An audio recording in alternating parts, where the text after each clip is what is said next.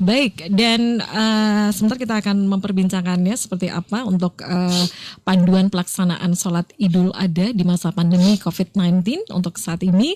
Kemudian sebentar juga kita akan berbincang bersama Ustadz Abdul Wahid. Beliau merupakan penggiat dakwah. Kemudian sebentar juga akan bergabung bersama kita Bapak Rahmat Hidayat HM. Beliau merupakan pimpinan cabang Dompet Duafa Kota Makassar. Dan sekali lagi Pak Rahmat Hidayat sudah bergabung juga bersama kami pagi hari ini, tentunya secara virtual by Zoom. Dan kami juga mengundang Anda sebagai listener untuk bisa juga berinteraksi bersama kami pagi hari ini.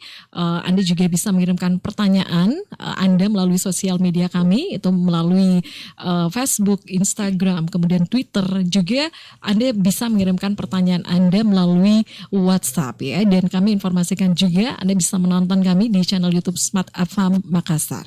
Baik, kita sapa dulu. Pagi ini kita sudah terhubung juga bersama Pak Ustadz ya. Pak Ustadz, Assalamualaikum warahmatullahi wabarakatuh. Ustadz Abdul Wahid. Waalaikumsalam warahmatullahi wabarakatuh. Gimana kabarnya Ustadz? Alhamdulillah kabar baik. Gimana nih untuk aktivitasnya H-1 ya menjelang Idul Adha Ustadz? Saat ini posisinya sudah ada di Makassar ya? Di Makassar. Oke. Baru masuk rumah ini. Baik. Dari mana Ustadz? Biasa panitia masjid. Oke. Kita juga akan ngobrol ya seputar persiapan dari penyelenggara ataupun panitia masjid ya mengenai persiapan untuk Idul Adha di tahun ini ya Ustadz ya. Iya. Kemudian saya sapa juga ini Pak Rahmat Hidayat. Sekali lagi Assalamualaikum warahmatullahi wabarakatuh Pak Rahmat. Waalaikumsalam warahmatullahi wabarakatuh. Ya, gimana kabarnya Pak? Alhamdulillah, ini masa-masa sibuk juga untuk persiapan kurban. Iya, oke, baik. Kita akan ngobrol lagi lebih banyak lagi sebentar. Dan mungkin yang pertama saya ke Pak Ustadz Abdul Wahid ya. Iya, Ustadz, menjelang Hari Raya Idul Adha ya, ini tentu kita identik dari Smart Listener ataupun masyarakat, semua masyarakat ini pasti yang terpikir itu adalah pada saat menjelang Hari Raya Idul Adha, pasti yang terpikir terlintas itu membeli hewan kurban, kemudian kita juga mendapatkan daging kurban. Sebenarnya arti dari Idul Adha sendiri itu apa sih Ustaz? Baik, terima kasih. Bismillahirrahmanirrahim. Alhamdulillah wassalatu wassalamu ala Rasulillah wa ala alihi wa sahbihi wa mawalah. Amma ba'du. Pak Rahmat yang saya hormati dan seluruh para pendengar Smart FM dimanapun berada, semoga senantiasa kita dimuliakan oleh Allah Subhanahu wa Ta'ala. Maaf, suara saya kedengaran ya? Iya, Ustadz. Silakan Ustadz. Saya karena terpantul ini. Iya, baik. Di dalam ajaran agama Islam bahwa paling tidak di dalam hari-hari ini dikelompokkan menjadi dua macam. Ada disebut sebagai dengan hari raya atau dalam bahasa agama disebut dengan Yaumul Syiar, di mana pada hari itu adalah bagian dari cara kita untuk memperkenalkan ajaran Islam kepada lingkungan kita.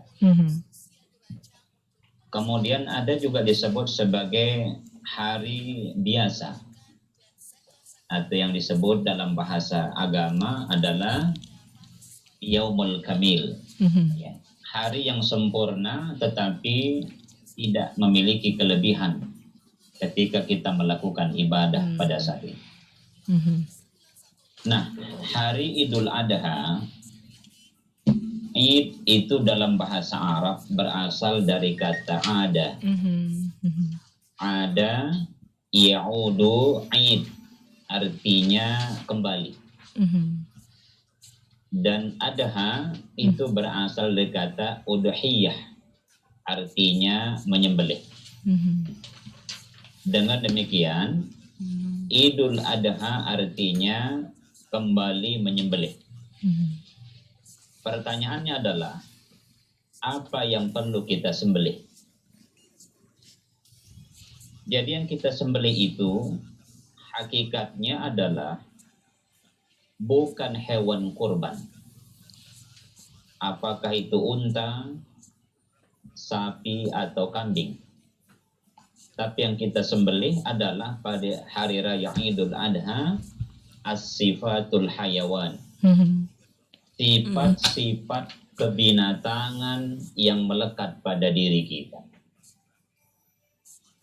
Apa di antara sifat kebinatangan itu? Yang pertama ada disebut dengan sifat al-kibr, sombong. Jadi orang yang ketika menyembelih hewan kurban pada bulan Zulhijjah, tanggal 10 Zulhijjah, dan 3 hari setelah Lebaran itu, yang dia sembelih semestinya bukan hewan, walaupun kasat matanya hewan, tetapi hakikatnya adalah sifat-sifat buruk yang ada pada diri. Karena sifat buruk inilah yang membuat kita tidak kurban, tidak dekat dengan Allah, atau tidak dekat dengan sesama.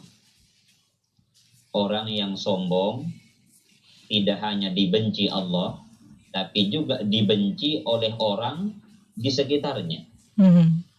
Sampai-sampai Nabi bersabda, la yadkhulul jannah man kana fi qalbihi mithqala dzarratin min kibr.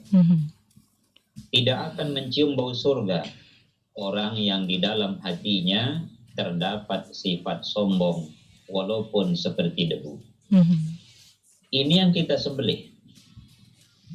Yang kedua adalah sifat ego. Sifat ego ini, apalagi dalam kondisi pandemi saat ini, di mana pemerintah kita di backup oleh Majelis Ulama silahkan melaksanakan Idul Adha dalam arti sholat, tapi wajib masyarakat mematuhi apa yang disebut dengan protokol kesehatan.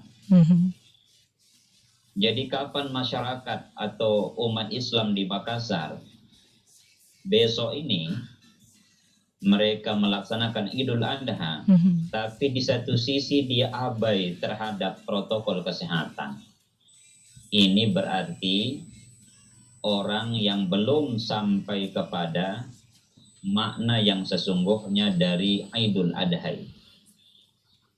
Kenapa demikian? Karena Nabi sendiri mengajarkan kepada kita, la dharara wa la dirara. Janganlah kalian membahayakan diri kalian sendiri dan membuat orang lain berbahaya. Jadi orang yang tidak menerapkan protokol kesehatan sesuai anjuran pemerintah, tidak menerapkan misalnya sebut saja tidak pakai masker, tidak diterapkan social distancing pada saat dia sholat Idul Adha besok, ya, ini akan dapat membahayakan dirinya, juga membahayakan orang lain.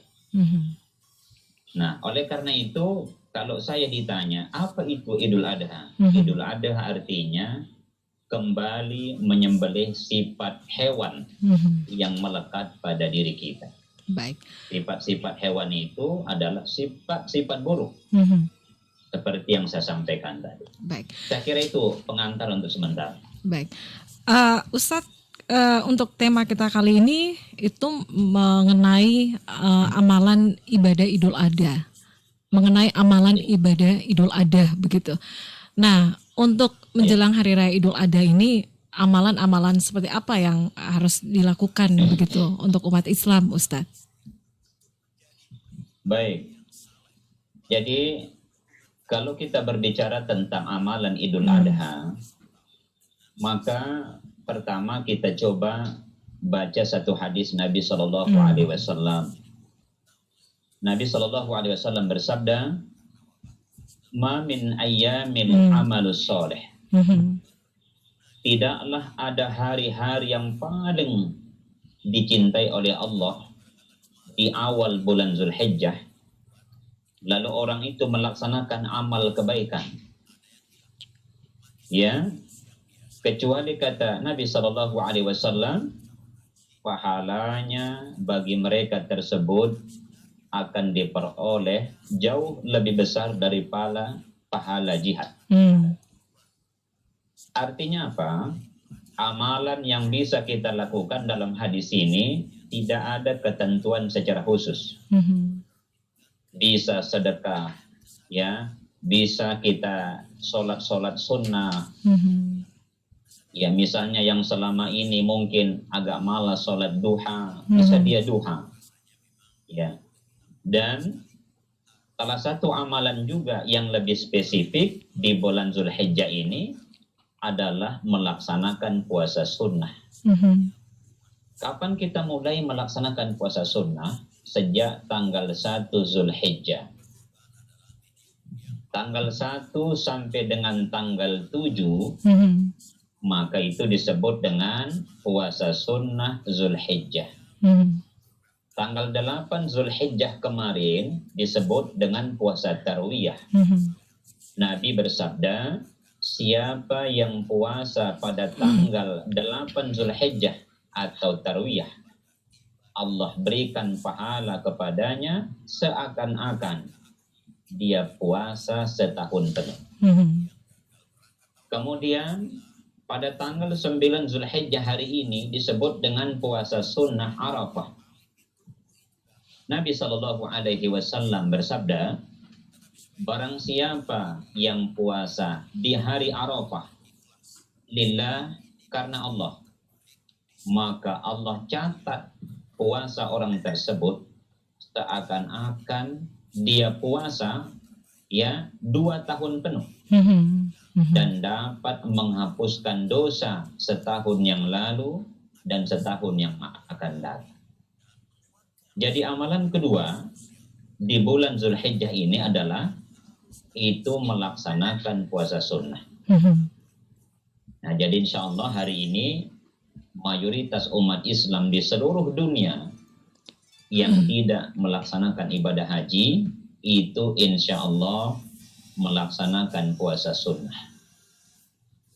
Kemudian amalan yang ketiga di Idul Adha itu, bagi mereka yang berkurban sejak tanggal 1 Zulhijjah dianjurkan oleh Nabi jangan memotong kuku, mencabut bulu yang ada di tubuhnya, ya, apakah uban, mencukur kumis, jenggot dan sebagainya, sampai hewan kurbannya dialirkan darahnya atau disembelih. Nah, kenapa? Itu kenapa, karena Ustaz? Ini merupakan salah satu tuntunan atau sunnah yang diajarkan oleh Nabi. Kemudian hari keempat atau katakanlah amalan yang keempat adalah dianjurkan kita banyak yazkurullah, yaitu berzikir. Bisa kita zikir dalam arti, ya, mengucapkan kalimat-kalimat yang baik, bisa istighfar, bisa sholawat dan lain sebagainya. Nah, ini yang dianjurkan. Dan yang terakhir di antara sekian amalan adalah bagi mereka yang berkurban besok dan 3 hari setelah besok itu disebut hari tasyrik, dianjurkan mereka untuk menyaksikan langsung hewan kurban yang akan disembelih oleh panitia. Ya. Kemudian pada saat hewan kurbannya disembelih, itu senantiasa diiringi dengan kalimat takbir. Jadi misalnya hewannya sudah ada di depan mata mau disembelih, dia terus bertakbir. Ya, dia takbir walaupun sudah selesai lebaran. Allahu Akbar dan seterusnya. Karena memang takbiran ini kalau Idul Adha itu 4 hari. Yaitu tanggal 10 Zulhijjah sampai dengan 3 hari sesudah. Disebut dengan hari tasyrik. Kalau lebaran Idul Fitri hanya 1 hari saja. Di tanggal 1 Syawal itu.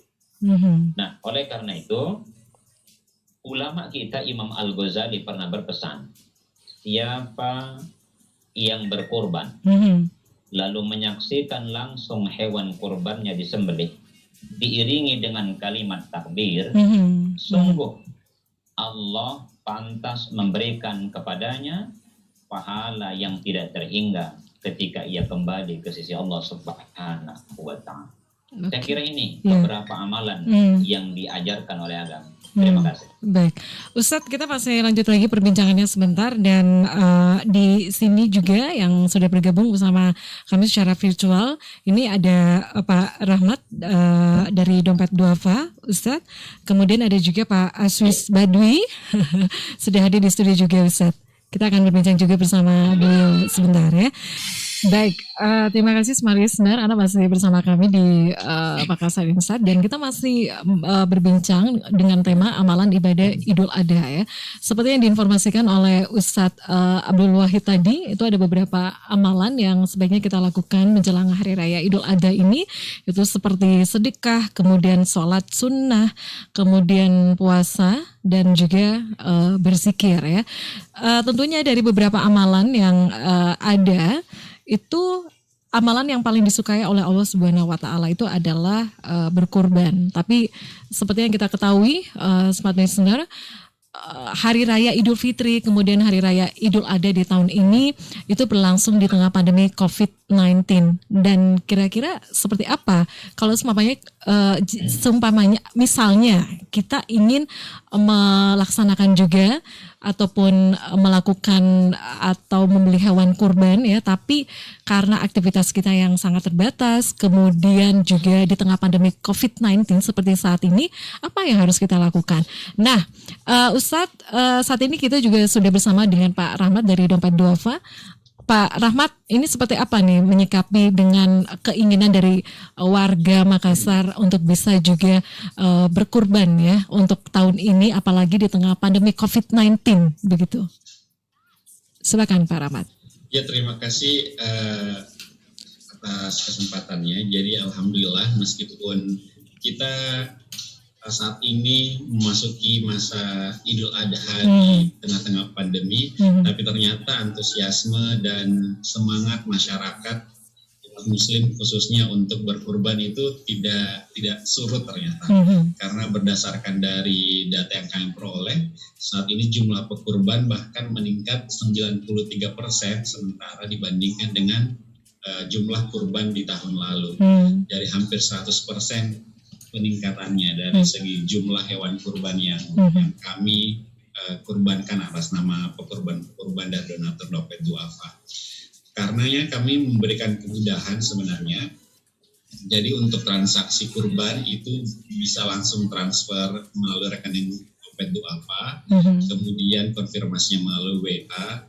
Kalaupun ada dana-dana dari pekurban ingin dijemput langsung di rumah itu juga bisa. Jadi meminimalisir donatur untuk keluar rumah. Dan pelaksanaan kurbannya pun kita lakukan dengan protokol COVID, jadi insya Allah aman, dan akan kita bantu juga para pekurban ini untuk mendistribusikan daging kurbannya ke warga-warga yang jarang atau belum pernah mendapatkan daging kurban. Seperti itu, Mbak. Pak Rahmat, tadi seperti diinformasikan oleh Ustadz tadi bahwa mereka yang berkurban itu hendaknya untuk bertakbir begitu. Nah, sebelum disalurkan apakah ada proses terlebih dahulu atau bertakbir terdahulu?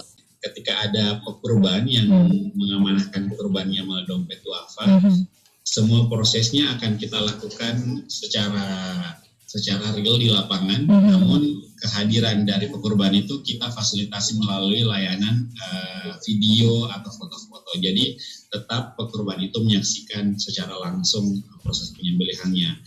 Syariat-syariatnya pun tetap dilaksanakan. Ada takbir, kemudian hewan penyembelihan disembelih secara sesuai dengan syariat dan lain-lain. Oke, jadi itu tetap bisa dipantau begitu ya, Pak Rahmat ya? Iya. Iya, baik. Ya, betul. Ya, selanjutnya saya beralih ke Pak Aswis. Baik. Siap. Mohon maaf ini Pak Aswis. Baik, Pak Aswis ini H-1 ya untuk pelaksanaan Hari Raya Idul Adha ini. Tentu dari surat edaran dari Kementerian Agama ini sudah dikeluarkan begitu. Mungkin bisa digambarkan seperti apa begitu, Pak Aswis? Iya, makasih banyak Mbak. Departemen Agama juga kan sama-sama dengan kita. Pertama kita keluarkan edaran imbauan ya untuk sholat dan untuk kurban. Jadi tadi Pak Ustadz Abdul Wahid, Pak Rahmat sudah membahasnya, itu luar biasa. Saya selaku pemerintah Kota Makassar tuh mengucapkan terima kasih banyak sudah membantu jemaah ya Pak, jemaah masyarakat yang ada di luar. Jadi kita memang mengeluarkan imbauan kepada seluruh pengurus masjid, para ulama, tokoh-tokoh masyarakat, tokoh agama itu yang dikatakan tadi sama Pak Ustadz dan Pak Rahmat ya, bahwa untuk pelaksanaan sholat Idul Adha itu agar dilakukan di dalam masjid yang telah memperhatikan protokol kesehatan ya. Kedua, jamaahnya dalam kondisi sehat ya, yang kalau sakit ya di rumah lah ya, di rumah. Terus membawa sajadah atau alat-alat ibadah masing-masing ya, nggak boleh minjem-minjem atau nggak boleh bersama-sama memakai. Menggunakan masker sejak keluar rumah dan selama berada di area tempat sholat ya, itu diharuskan sekali sesuai dengan standar protokol kesehatan. Selanjutnya menjaga kebersihan tangan ya, tangannya itu setidak-tidaknya harus kita cuci lah ya, kita cuci pakai sabun, pakai hand sanitizer. Terus menghindari kontak fisik ya, seperti bersalaman, apalagi berpelukan, itu jangan dulu lah untuk sekarang ya. Ditunda dulu ya. Iya, ditunda dulu. Rindu betul ini. Walaupun rindu banget ya. ya. Walaupun rindu banget karena kita harus memperhatikan kesehatan kita ya. Selanjutnya menjaga jarak, kalau saya di masjid itu menjaga jarak, jangan berdekatan, jangan berkumpul mentang-mentang temannya atau bagaimana atau keluarganya kita kumpul sama-sama. Tidak diindahkan, ada yang sudah diatur sama teman-teman panitia masjid yang sudah membuat misalnya tanda silang untuk jangan diisi ya, itu ya harus ditaati sekali. Dihimbau untuk tidak mengikutkan salat bagi anak kecil ya. Anak kecil itu jangan dibawa lah, biarkan di rumah aja ya, apalagi orang tua yang sudah lanjut usia, nah itu diharapkan di rumah lah. Apalagi dia punya, misal dia punya penyakit bawaan apa gitu, itu rentan sekali, itu bisa menularkan. Nah kalau untuk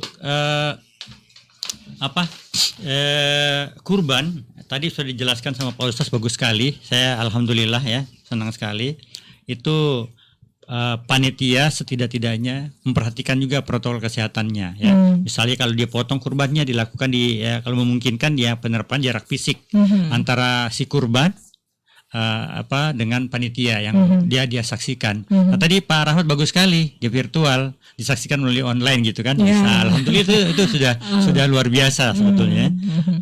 Penyelenggaraan mengatur kepadatan di lokasi penyembelihan hanya dihadiri oleh panitia tadi dengan panitia dengan yang si kurban yang tadi ya. Jadi bisa disaksikan langsung iya, gitu. Bisa disaksikan, tapi tidak banyak orang kan.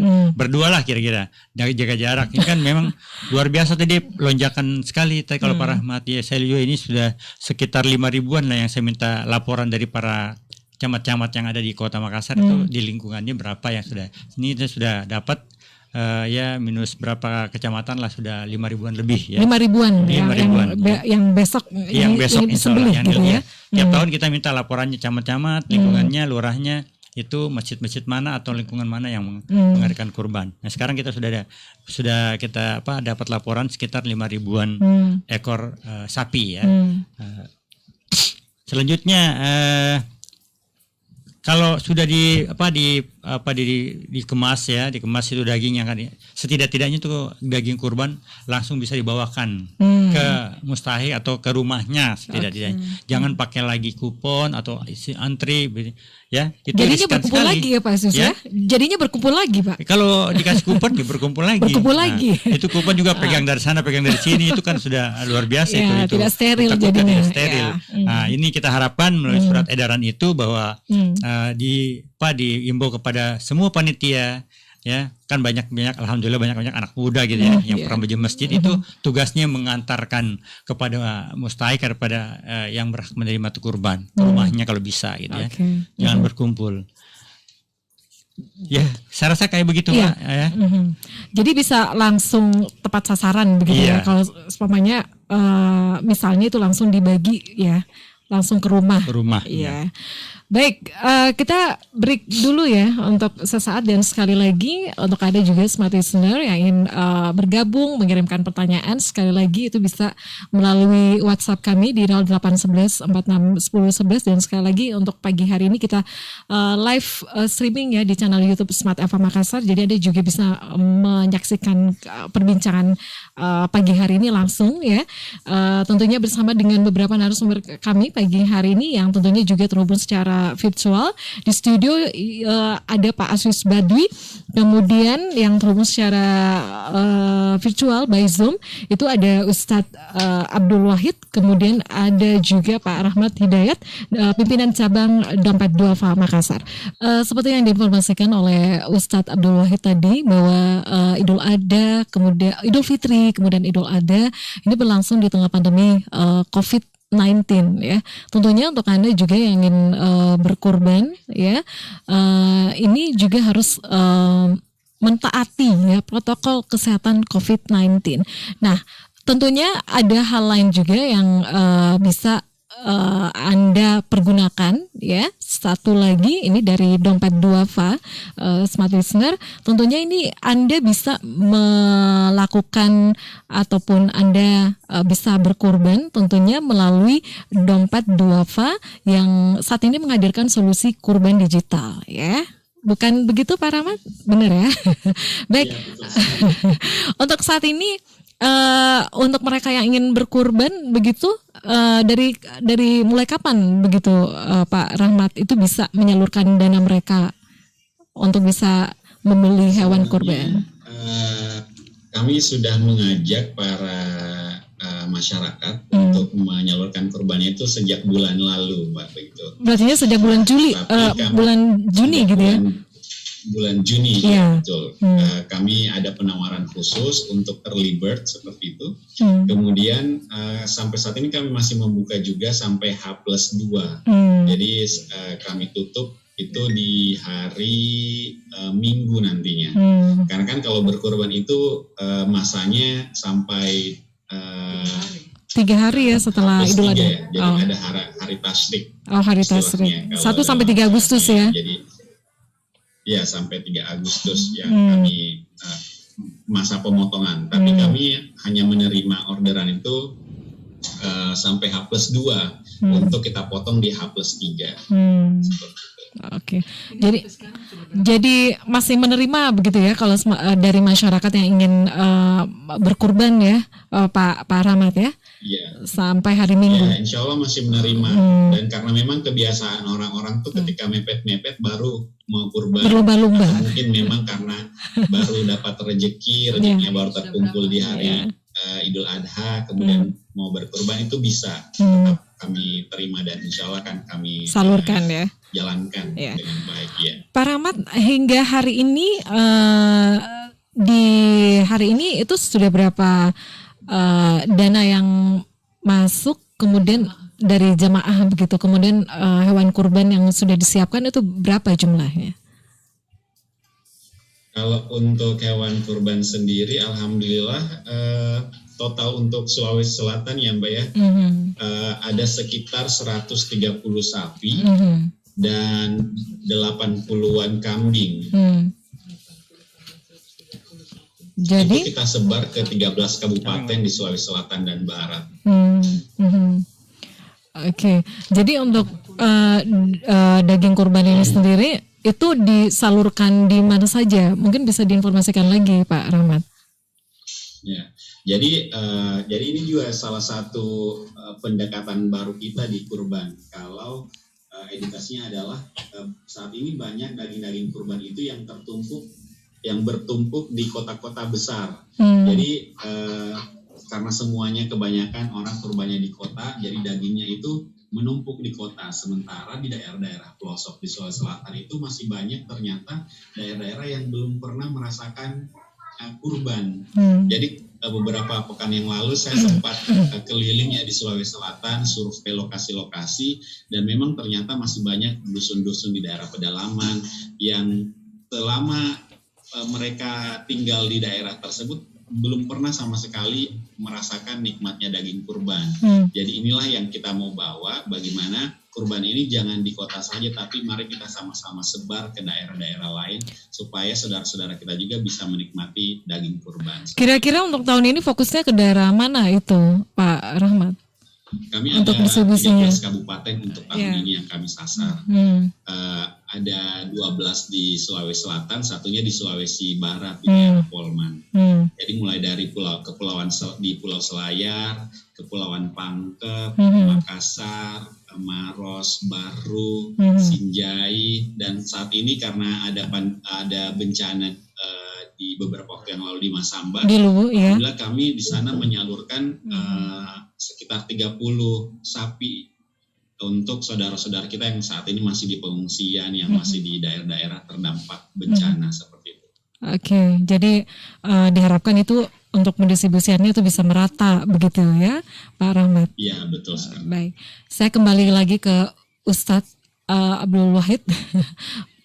Ya, Ustadz, jika kalau melihat ya ini orang-orang bisa membeli hewan kurban, mereka berkurban begitu, tentunya kita juga yang melihat itu ingin melakukan hal yang sama, tapi di satu sisi mungkin dari masyarakat ataupun sebagian warga ini mempunyai kondisi ekonomi yang cukup terbatas begitu untuk bisa melakukan atau berkorban juga. Nah, ini apa yang harus kita lakukan, Ustadz, untuk bisa mendapatkan amalan ataupun ibadah yang sama dengan berkorban begitu?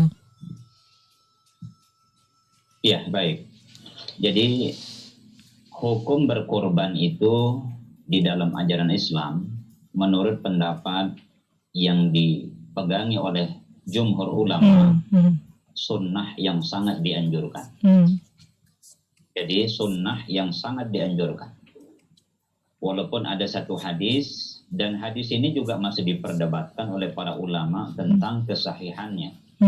Nabi bersabda, man wajada falam yuduha fala yaqrabanna musalla.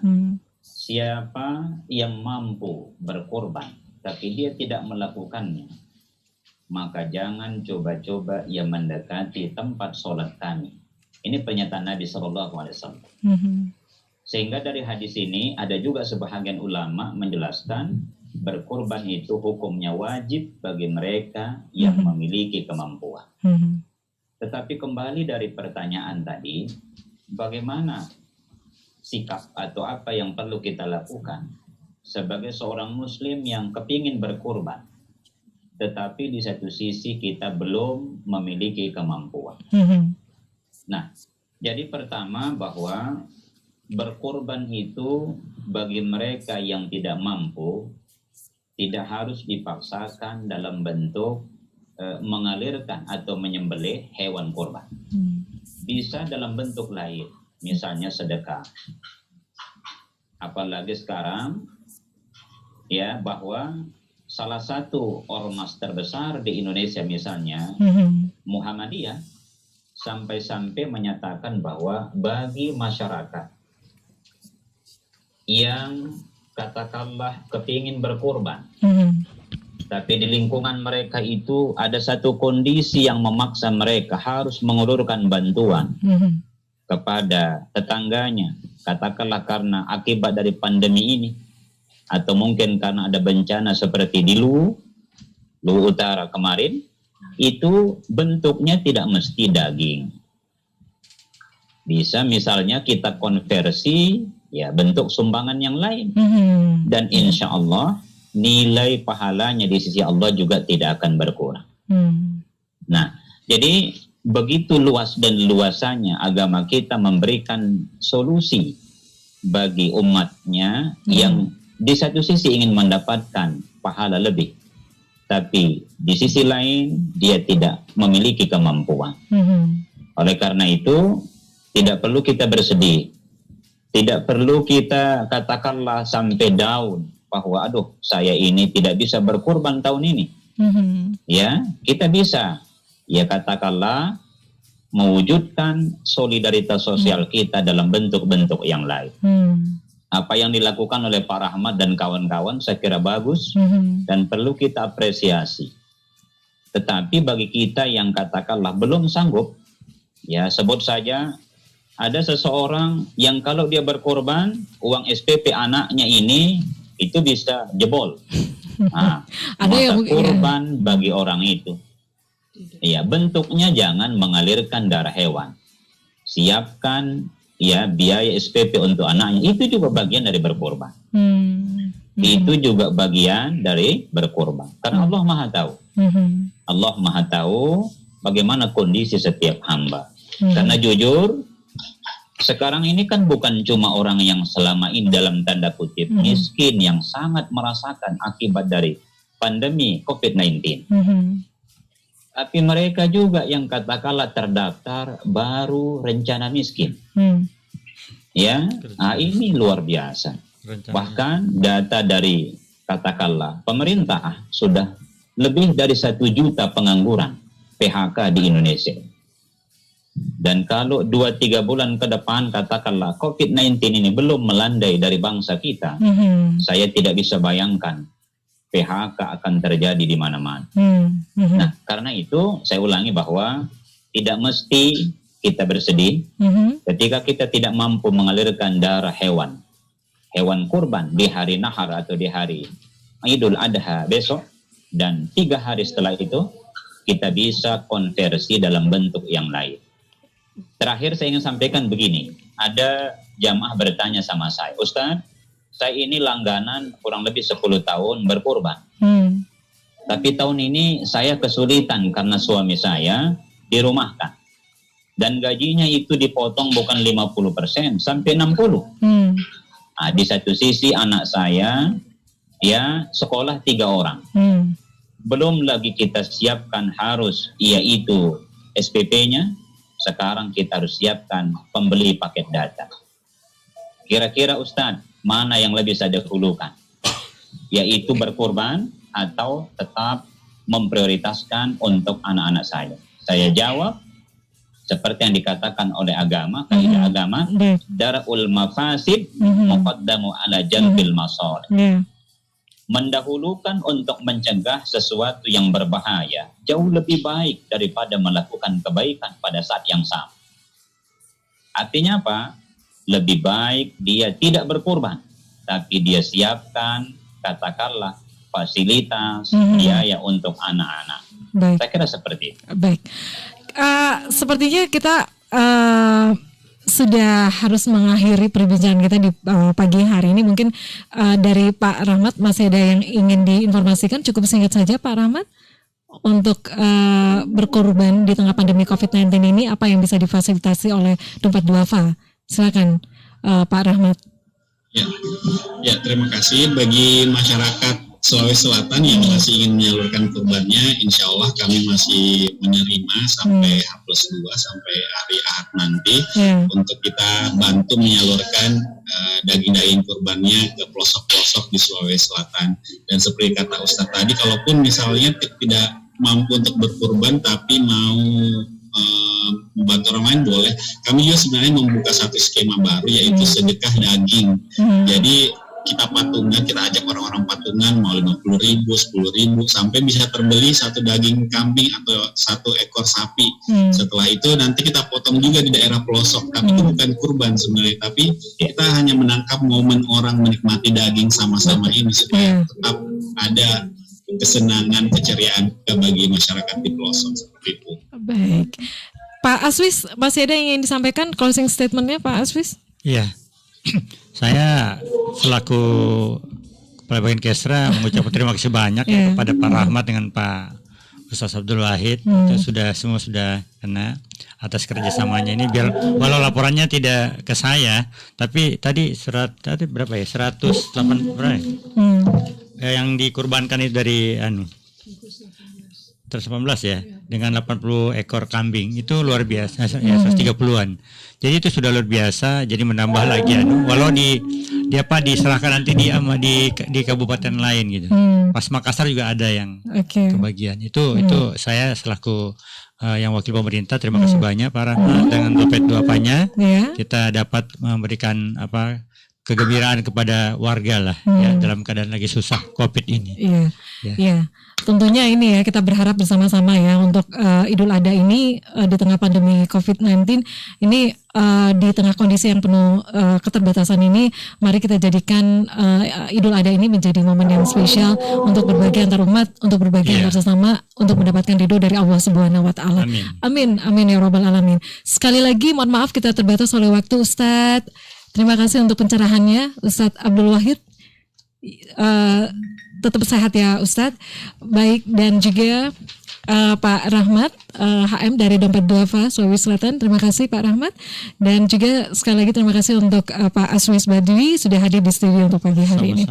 Baik, dan sekali lagi untuk siaran tunda dari perbincangan ini, Anda juga bisa mengunjungi channel YouTube Smart Alfa Makassar. Jangan lupa untuk like dan juga subscribe-nya, kami tunggu.